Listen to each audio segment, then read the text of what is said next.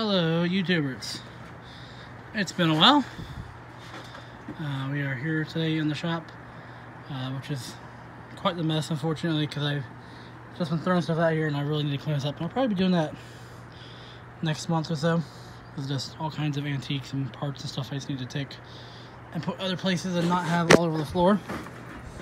And you figure out what I'm gonna do with the fucking long scroll and that thing and those things and other bullshit. Either way, our predicament today. Well, first of all, there was that Union 4-blade fan. I think I got a video of it. That motor died. Didn't feel like fixing it, so I took the parts off and just parted it out. In its place, though, we have this freakish ERS Industrial. Now, when these things were first spotted in the back of a semi-truck of all places, everyone thought Fasco heat cycles, which makes sense because they look like the side bands of a Fasco heat cycle. But they are indeed an ERS, and this is indeed a squirrel cage fan going around the outside of this fan. Now, if you look inside there, you'll see there's a motor tag inside there. You're not going to be able to read it, but I can tell you that it is from the Universal Electric Co. So it is a universal stack motor. I unfortunately have not seen what these things draw or gotten that far. The wiring's a bit odd. Coming out of the fan, you're going to have a red or orange. I think Peter had an orange. A red or orange, a black, a white, and 2 blues. So, if you find yourself in one of these trying to figure out how to wire it, black goes to your hot, neutral goes to white, and 1 blue. The red goes to the other blue. If your fan is running in reverse, swap the blues. So yes, this is actually a reversible squirrel cage industrial thing. So, that's kind of freaky. Let's go ahead and put this thing on low. For reference, we are still using the Dayton 3-amp variable speed control. I'm going to turn that all the way on the low.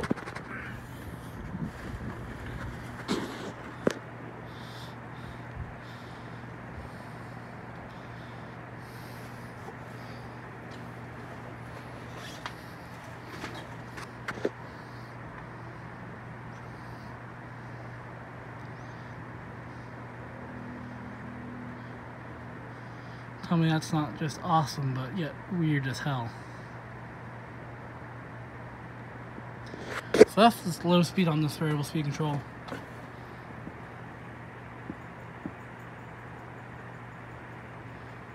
Now the canopy is very interesting. It's actually a 2-part canopy, and that little ring on the down rod is what holds it up there. And just it's a loose ring, it's not attached to the canopy at all. So that's odd. Basically that looks like it's going to be a low speed. So we're just going to go ahead and crank it up to high because I frankly got enough time out here. Got other things I have to work on.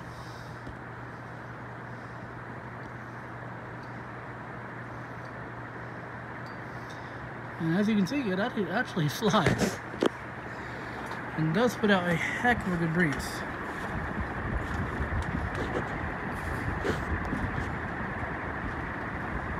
For a stack motor industrial, this is impressive. It's a little off clock, nothing too bad. I did have to shorten the down rod on this one because it was extremely long.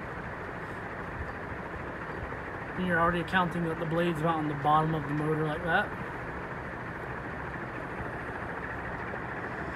So yeah, just a little freaky. So now we're just going to go ahead and do spin down.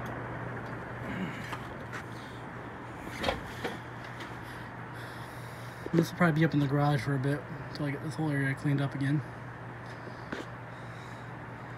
As a heads up, if you're watching this video, I'm probably going to be putting some more fans that are new in box on eBay, Laguna, and some other stuff I want to get rid of. Same thing, if you want some fans cheap, if I have anything in the garage that you want for a good price, let me know. I got 100 originals out here, I got some Casablanca, I got all kinds of stuff left over from Adam.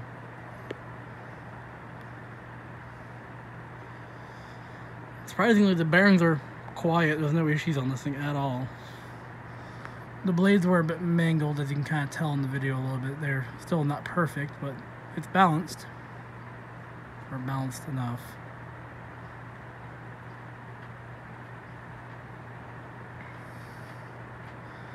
On a side note, the 30-inch airmaster was another project I've been kind of working on here and there. I got the new blade. It runs a lot better with the new blade.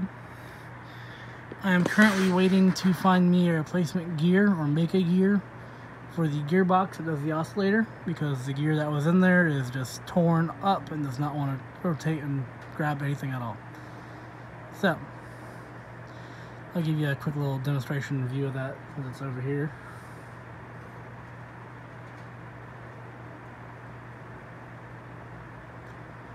Tell me that's not just cool though. Obviously it needs a good cleaning. All the metal has a tan-ish tinge to it, and just dirt and grime and all kinds of stuff. Apparently these were installed in a bowling alley. I think there was only 3. And Brian Pearson is the one that saved them all. I know I have one. I believe Dan Spiffy Newman has one, which Peter has on loan. And I think he still has one for himself right now. I don't know how long that's going to last, though. Definitely an odd breed of fan. But hey, it works. I mean, the squirrel cage brings air into that motor and helps it breathe. I'm honestly surprised I don't see more of these around.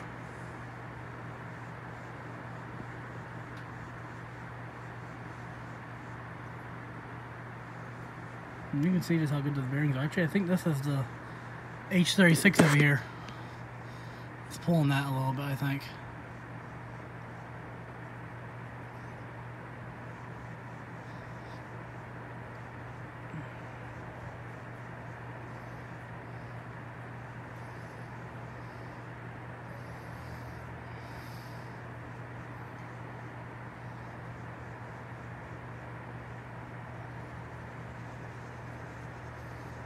Maybe not. Maybe it is just doing spin down still.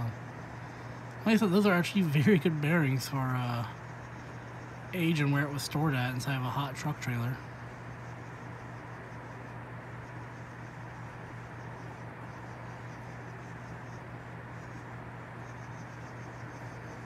Still just creeping along. See, this is what I like about these things. It just refuses to stop.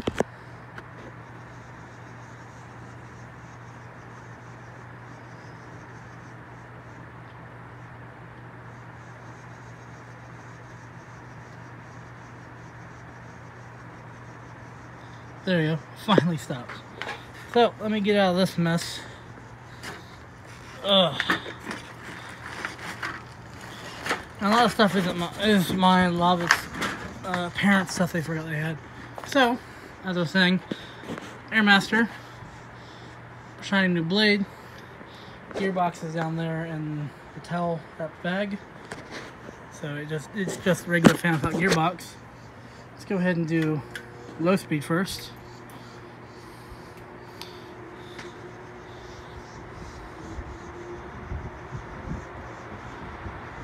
I love these cast blade industrials. Puts out a great amount of air. As you can tell, it's much better.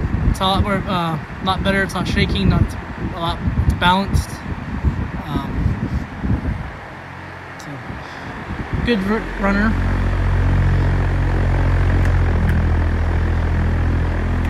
High speed.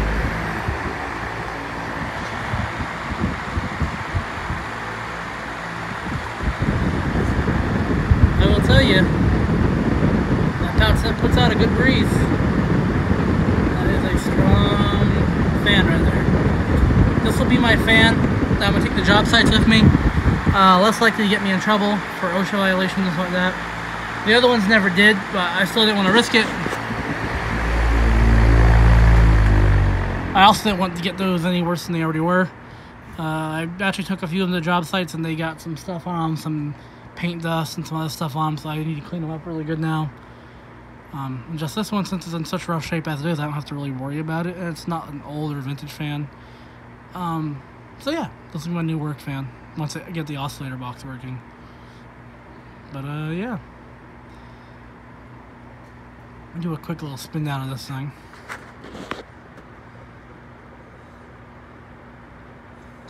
Surprisingly, you can still buy these blades. They're a bit overpriced, I feel like, but you know, whatever. This 30-inch blade cost me $100. That's the cheapest I could find online. And they still make all these parts. They make the 30-inch, they make the 30-inch blade, which is this one. They make the 24-inch, they make the 20-inch, and the 16-inch.